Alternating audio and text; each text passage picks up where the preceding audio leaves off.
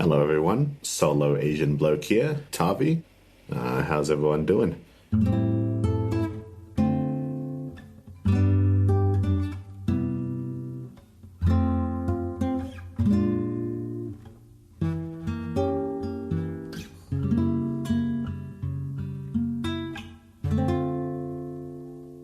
You might be wondering why I'm by myself, solo Asian bloke. Well, Dan got COVID, so he's going through the ringer now. So he's taken a break. When Dan and I initially started this podcast, we had a segment called Thavy Recommends, but we decided to scrap it because, it was just too long, too much content in one episode. We'd initially wanted to do kind of shorter recordings, but it seems our episodes go on for an hour on average. But yeah, we just wanted to keep things loose. Yeah, I thought I'd decide to kind of bring forth this segment. I've spoken to some of you who've listened to the podcast so far and have told me that you've actually watched some of our movies that we've talked about. That makes me really happy. The purpose, my intention to do this podcast was to bring light to these more kind of obscure Asian films that tend to just kind of float around on Netflix or any other kind of available platform for anyone to see. Yeah, no, it makes me glad to hear that you guys are watching it and enjoying the podcast. So with this segment, I was hoping to do a bit more of a candid talk. I mean, the episodes that we record already are quite loose. Our tester often says, you guys get so much shit wrong. We do make mistakes, Dan and I are human. I kind of run off intuition a fair bit, so that kind of puts me in the hot water. Sometimes I misquote or misremember things. So that's probably going to happen in this particular episode. I'm not running on any script. I'm just going off feeling. But I think a lot of film is kind of your emotional reaction to something, whether you enjoy it or you don't enjoy it.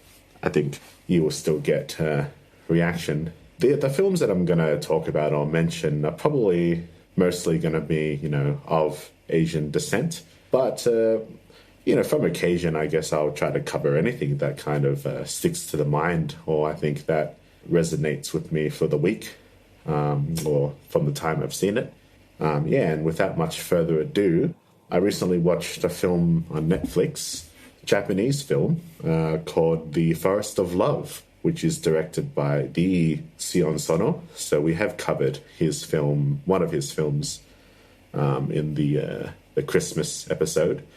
I believe it was Love and Peace. I think we've mentioned that he was one of the kind of prolific cult Japanese filmmakers. The type of film when you think of a wacky Japanese movie. While Love and Peace is kind of Sion Sono on a more sentimental and softer side, I'm going to talk about The Forest of Love, which is kind of on the total opposite end of the spectrum. So this movie is based off a series of murders which were conducted by Futoshi Matsunaga, which happened in the Kita Kyushu area. He committed his murders during the 96 to 98 period, and he was sentenced to death. Pretty serious crimes that he committed. He basically murdered a woman and 3 children in 93.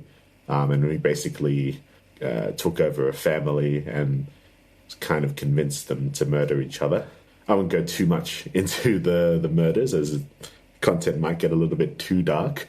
But Sion Sono had basically based this film off those murders. So the film follows, it's hard because this film doesn't really have a protagonist, but the film starts off following these 2 young men who kind of recruit a young guy to make a film, these 2 budding filmmakers, and they end up trying to take them to meet 2 of their acquaintances. One is a girl named Taiko, who's kind of a promiscuous girl, and another girl who is called Mitsuko, who I believe could be the protagonist of this movie. She is kind of considered to be like an innocent pure girl, but she's kind of trapped inside by her parents who want her to, marry someone of, I guess, relevant stature to their status. They're very strict on her and they kind of keep her locked up, even, I think, well within her 20s. I believe that's the age of the characters in this movie. But the central antagonist of the movie is a man named Joe Burata, who is basically a con man who manipulates basically Taiko and Mitsuko and the three young filmmakers who are Jay, Shin, and Fukami. So he manipulates these guys and they eventually get into a murder, which they film. But before that, I guess this review is, this episode's not really a review. It's just more of my initial feelings towards the film and just a little brief overview. So I may or may not spoil it, but if I'm going to spoil anything, I'll let you know. Yeah, this movie is a very raw, visceral feast for the eyes. It is a pretty uncomfortable watch. Probably one of the more mean-spirited movies that I've seen quite recently. I kind of stumbled on this movie when I was just flicking through Netflix, I think one night. When you kind of just want to wind down and you're just looking for things to watch and, you browse Netflix as one does. Yeah, and I saw this movie and I thought, it looks pretty cool.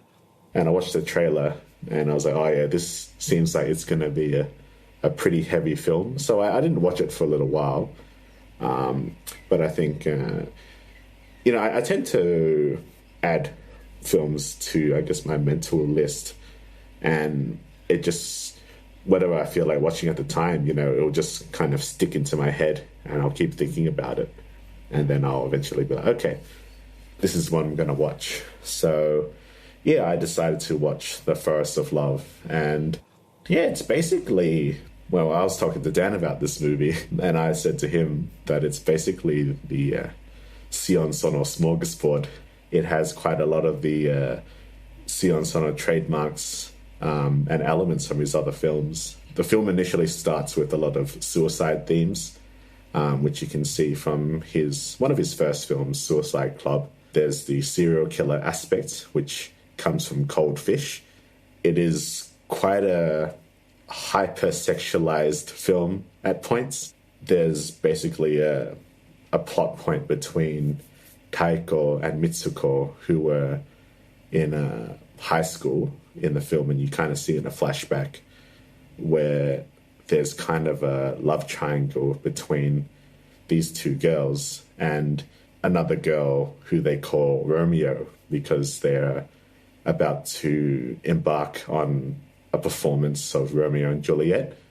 So there are some, LGBTQ themes in here. And this is not a stranger to Sion Sono films.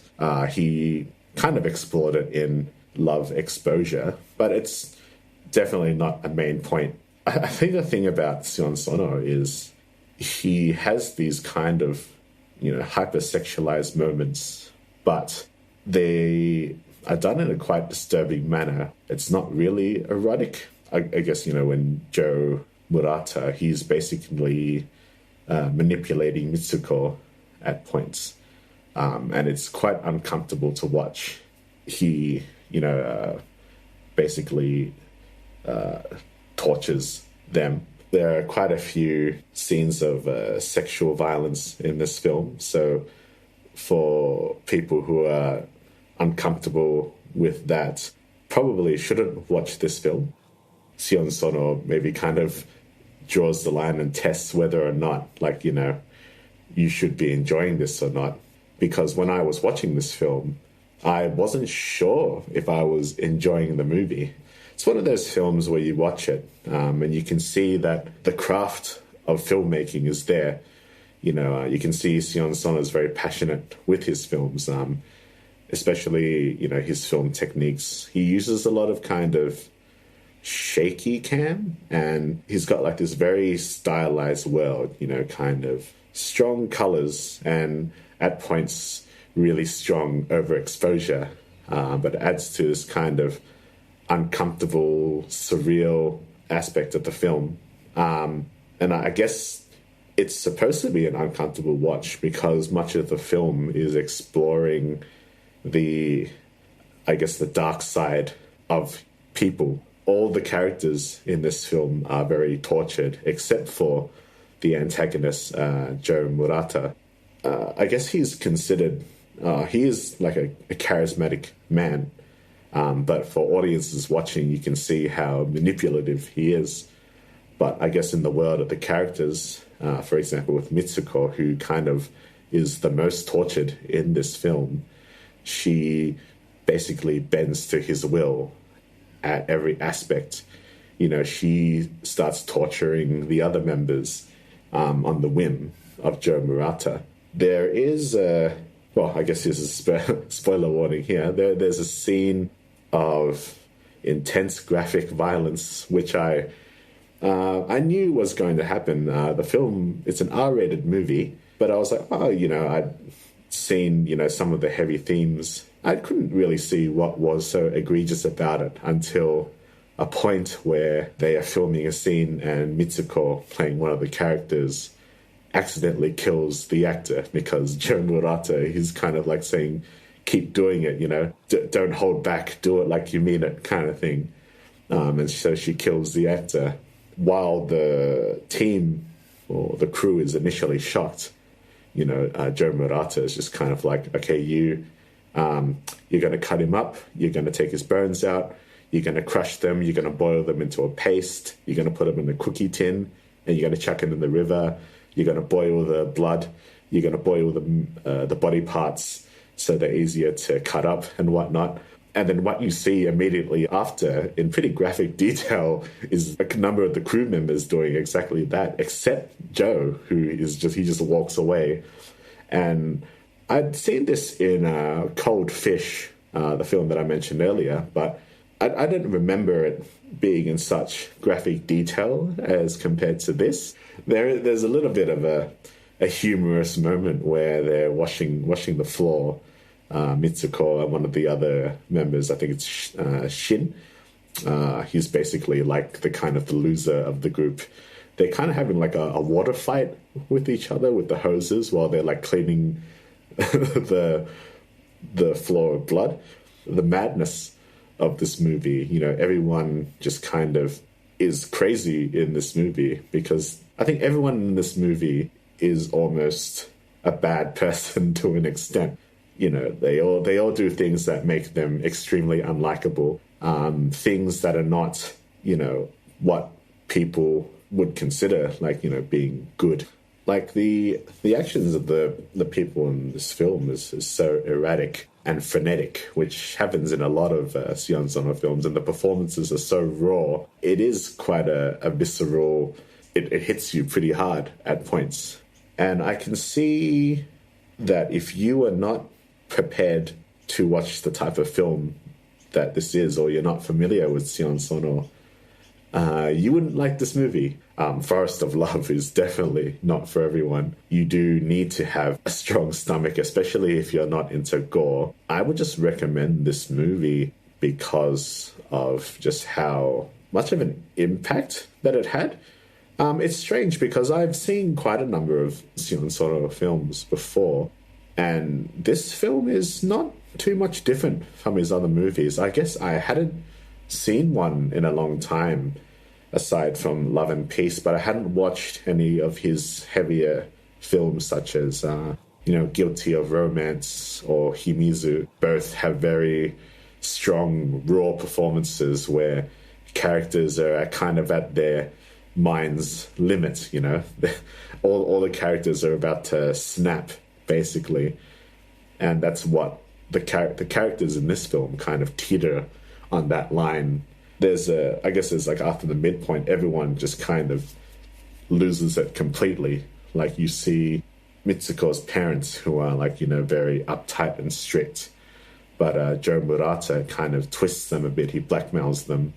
And they end up becoming insane. One of the things that makes this film quite disturbing as well is the kind of contrast of light scenes. Some of it is played off as like almost like a sitcom, like a wacky family living together. And there are a number of like really strange, almost comic scenes that come immediately after quite a dark moment in the film. And yeah, I think, when you're writing something that is kind of maybe this heavy or this dark, you kind of need to balance it with some light moments. But I wonder if the balance of these light moments almost make the film darker. I guess you can't exist without light and dark, I guess, for lack of a better expression. The film structurally is admittedly all over the place, and it is very frenetic. You never really stick with one character for too long, which is why it's hard to denote who is the main character. You might think it's Taiko, the promiscuous girl, who she seems to be the most like level-headed one of them all, until the gang eventually denigrates into basically murderers in the end. While you think it's about Shin, Fukami, and Jae, you think it's going to follow them because they basically pitched the idea to make a film about Mitsuko's, I guess, troubled relationship with Joe. The introduction to Joe is quite interesting. He just randomly calls Mitsuko up and he says, "I owe you 50 yen, like, can we meet up?" And due to some initial hesitation, she's like rejects him at first, but decides to go and meet him, and he returns her 50 yen in a very kind of humorous manner, and she ends up falling quite literally madly in love with him. I guess there's obviously points of Stockholm syndrome in this film with her character. But then again, yeah, it follows all these plots. And I watched the 2.5-hour version that was on Netflix, but I believe there's a 6 or 7 episode version called The Deep Cut, which adds an extra 2.5 hours, but it's split into TV format. I haven't watched that one yet, so I'm basing this off my experience with the film, with the 2.5-hour version. Yeah, it does travel at a pretty fast pace. Once again, like, this is, Sion Sono's like creating with his trademark, like, fast-paced editing. Well, not really editing, but just like it's very frenetic. But it does kind of leave the characters underdeveloped at points because they will just suddenly switch moods within 2 minutes of the film. And I do believe that I was missing some things. But I think with the film traveling as fast as it did, it probably added to like the craziness of the movie. It was definitely an experience. It's quite a piece, it'll hit you hard. But I think it's important to watch these kind of films. If you're expecting a conventionally structured film and a strong feel-good story, you're not going to get it here. But if you are going to watch something that is very, maybe experimental to most, but probably not really to Sion Sono, because it is basically a Sion Sono smorgasbord with all of his popular idiosyncratic trademarks in this film. But yeah, no, give it a watch. It's on Netflix, so pretty easy to access. Yeah, maybe I'll leave it there. Hopefully you check this movie out.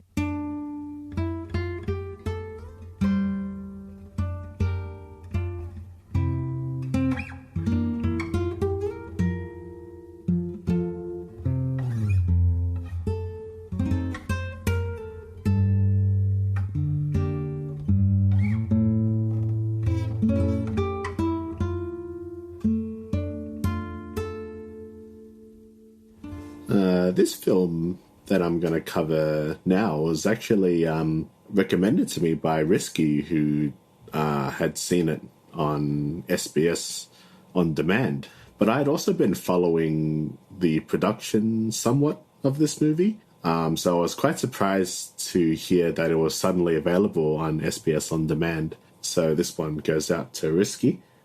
Shouts out, man. It was a great watch. This movie is called Snowball, and it's a 2020 South Korean youth drama. Basically follows our protagonist, Kang Yi. She's a high school girl. I think she's about 16 in the film. And basically the friendship between her and her two friends, So-young and Aram. The initial plot is basically that they decide to run away from home, just kind of on a whim, really. These characters kind of do delinquent things. You know, they go partying, they go karaoke, they drink, they smoke. They don't do drugs, because I don't think drugs is really a big thing within Asian culture.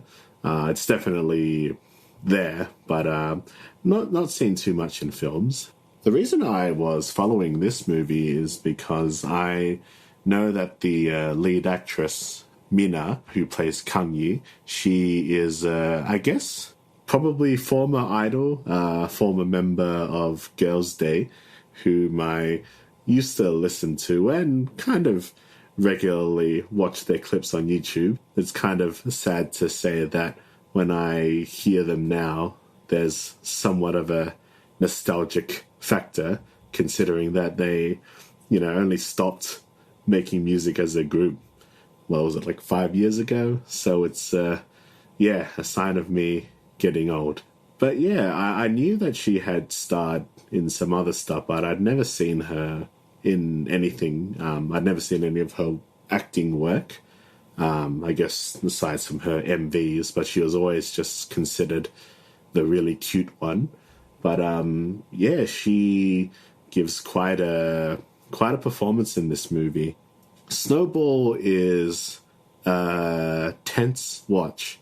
It's very uneasy and uncomfortable. Maybe not to the same extent as Forest of Love. It's not a particularly violent movie compared to that one, but it does deal with some pretty heavy themes. I guess like the main story, I think it's about kind of the fragility of friendship, really. But there are themes of, domestic violence, teenage drinking, teenage smoking, and I guess the cruelty of bullying and the classic Korean class system that we see in a lot of films. Yeah, the film, as I said before, kind of starts with Kang Yi. She's basically, she's the protagonist, but her character in the film is kind of the average one. She's not particularly smart. She's not particularly beautiful, nor particularly ugly. She's just very average. She comes from, I think, the poorer neighborhood. The film's not set in Seoul. I think it's set in a kind of nondescript area in Korea. I'm not sure if it's ever said. But yeah, Kang Yi and Aram come from the kind of the poorer side of the hood, and they have to catch a train, they have to walk really far just to get to school. Their friend So-young, who is considered the pretty one, the teachers and the students love her. She comes from a richer household, which kind of is more evident between the trio. While the Aram, I guess she's kind of a bit more rebellious. She's a bit more emotional. She kind of acts more on instinct. Yeah, but we see them at the start of the film, as very close friends. And it's interesting that they kind of partake in not very morally good activities. They, as I said, they go smoking, they go drinking at karaoke, and apparently, I guess, So-young, she assaults someone off screen, and then that person takes them to the police, but the girls are able to play the victim, and then they get off while the victim of their assault is berating them. So, yeah, they're kind of, not want to say like loose cannons or delinquents, but they kind of, get up to some shenanigans. Yeah, this movie is I think it's a debut feature film debut from Lee Woo-jeong. She was a screenwriter for the Reply series. I think there's some K-drama shows. I think there's Reply 1997, Reply 1994, and I think they're also like youth dramas, and they're really critically acclaimed. I've never seen any of them, but after like judging from this film, yeah, I might be interested in checking them out. I would say that a lot of the style of this film is, I guess if I was to talk about the camera work, there is a lot of like long shots where the camera kind of tends to stay away from the characters as opposed to, showing close-ups. And the camera is always unsteady, so there's always kind of a shaky tension to the mood of the film, and the palette is like washed out. So when you watch the movie and you see the girls having fun at the beginning, you can kind of tell that it's not going to be a pleasant journey especially after the first act.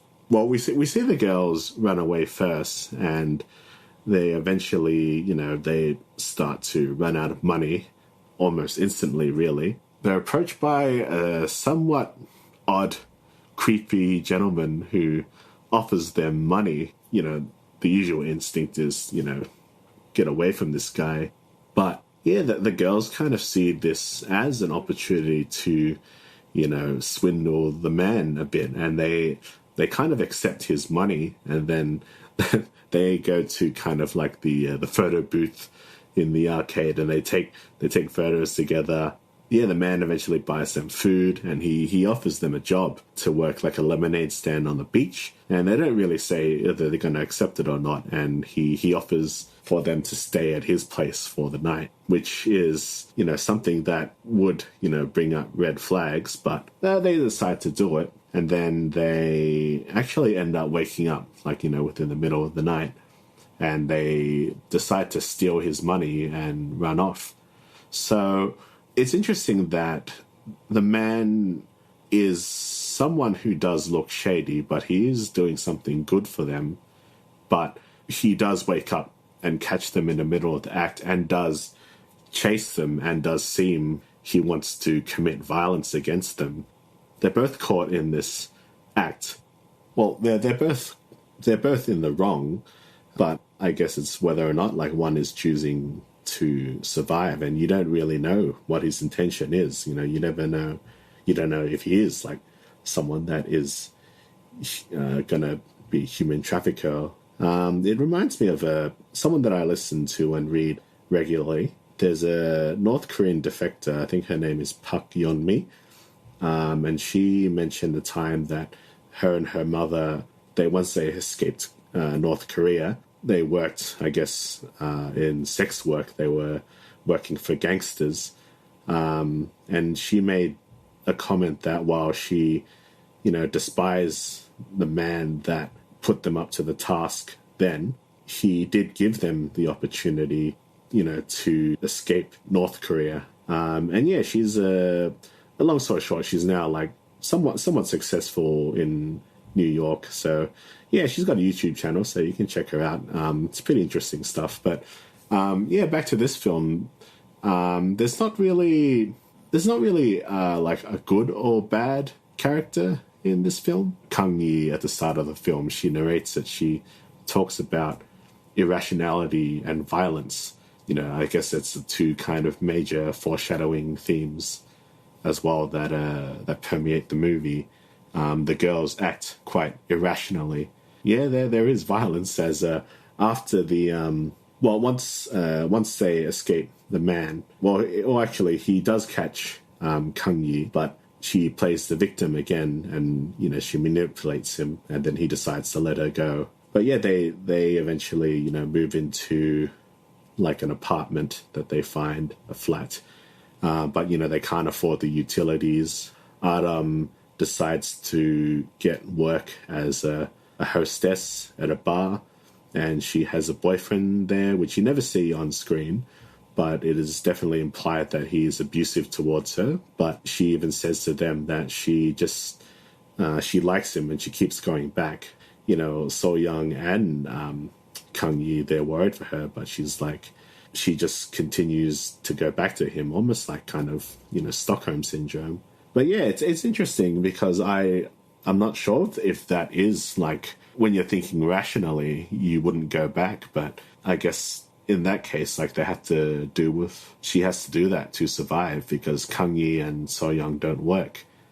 So Young is only really interested in becoming an actress or a model. And Kang Yi is kind of there to kind of pick up the pieces between the both of them. There's a particular scene which goes into Act 2 where they kind of, I think it's like a summertime within the film. And I've never spent a summer in Korea, but I think it's quite similar to Japanese summers, so they can get unbearably hot and humid.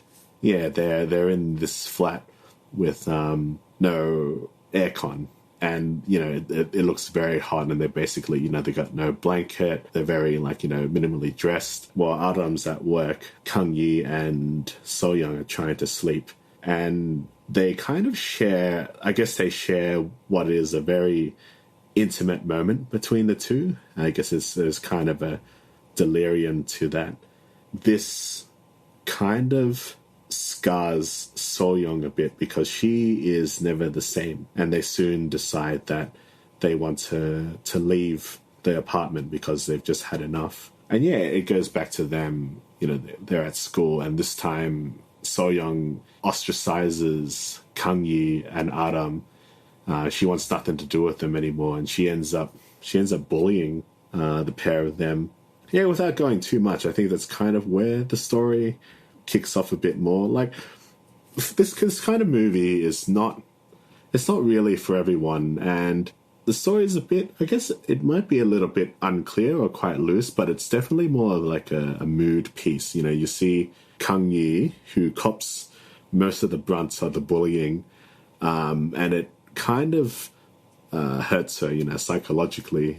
She doesn't really understand why she's being treated this way, because, they were such good friends before. And she still remains friends with Adam, but Adam has a, hard home life. She's beaten by her parents a lot. So there's that theme of domestic violence. And it's something that I've seen in some other films. There's another particular film, well, not as heavy as this. It's called House of Hummingbird, which is another really great film, really great debut. I forgot the director's name of that movie, but yeah, I'd like to talk about that movie someday. Really good film. It has Park Ji-hoo from All of Us Are Dead, so you recognize her from there. But digressing a bit, yeah, I do really think that the star of this show is Mina. She's almost unrecognizable as Kang Yi in this film. You kind of forget that she was an idol who's used to, doing, cutesy scenes and cutesy things. In this movie, there's a moment where she does smoke, she swears. And it's interesting because I wonder, if this movie is an accurate representation of what it's like to grow up as a female in Korea. Because the movie does seem very genuine. And I might have said in other episodes, it's not like I'm not a Korean girl and I didn't grow up in Korea I think this film is set in the early thousands. And I definitely didn't lead as much as a delinquent life compared to the girls in this film. But yeah, there's something very relatable to being bullied and whatnot, or, feeling left out. It's definitely something that I can relate to. And I think it's quite a strong, part of the movie. And you can kind of see, I guess, the suppressed emotions that Mina gives as Kang Yi. And it does culminate into a climax, which I won't talk about.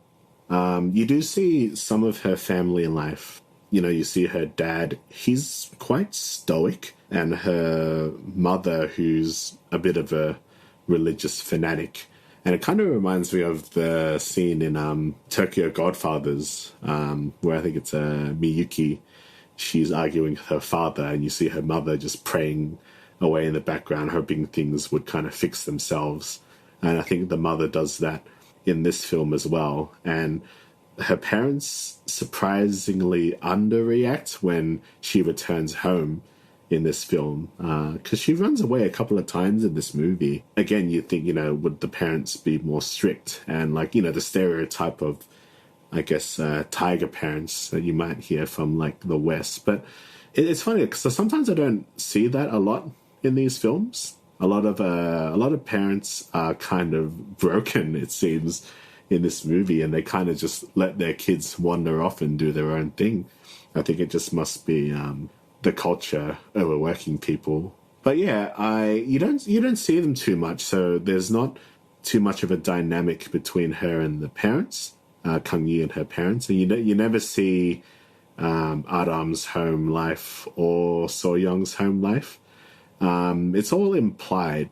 I think to me it's fine, but it's definitely a con to some people who may want to, I guess, be handheld a bit more for this kind of narrative. Yeah, there's definitely some interesting metaphors in this film. There's a particular scene where So Young is having her period.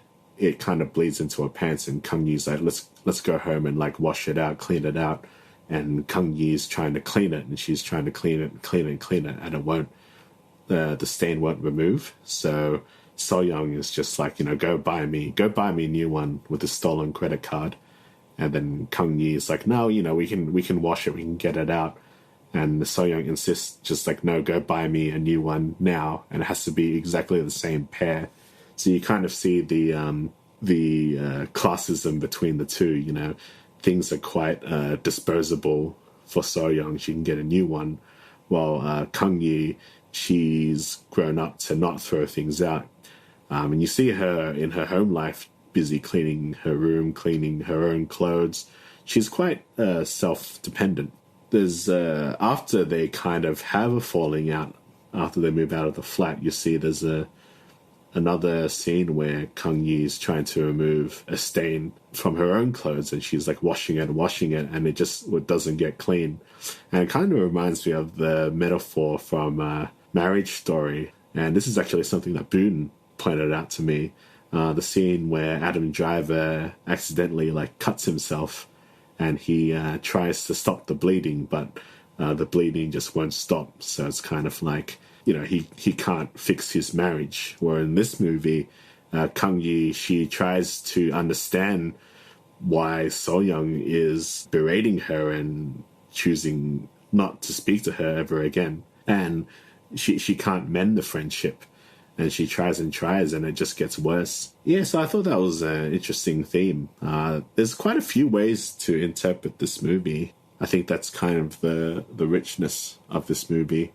And it's said in the start of the film that irrationality and violence is something that kind of permeates through their lives. But it's quite interesting to see this kind of violence in, schools within these films. I mean, if you would have seen it in All of Us Are Dead, but in some other films, a much more lighthearted one, and a film that I often talk about a lot with my friends, Sunny, which was a 2011 Korean film. I think it was set in the 1980s, about a group of friends as well. There are scenes of girls fighting in rather vicious manner, and while there is implied fighting within this movie, you don't see it, but it is quite brutal. It's you don't you see. I think eventually Kang Yi and So Young, it gets to the point where they decide they have to fight each other, and you can kind of see her prepping for the fight in one scene. Should I use this broom handle? And it's quite a harrowing scene where you don't actually see the fight. You see the the aftermath of the fight. I mean, it's not it's not like an MMA fight or anything like that where they've got cauliflower ear or anything, but it is enough to show you that it's brutal what happens between them.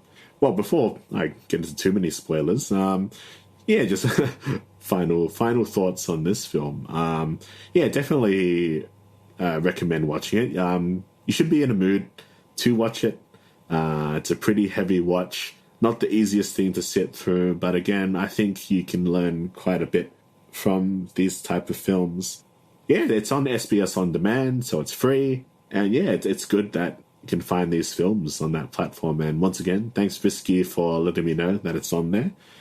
I hope you guys enjoyed my somewhat organized ramblings about this movie. So give us a like and subscribe to whatever social platform that we've got. I've forgotten all the things, Dan's the one that does all the intro, outro stuff, and I just sit there and zone out when he does it.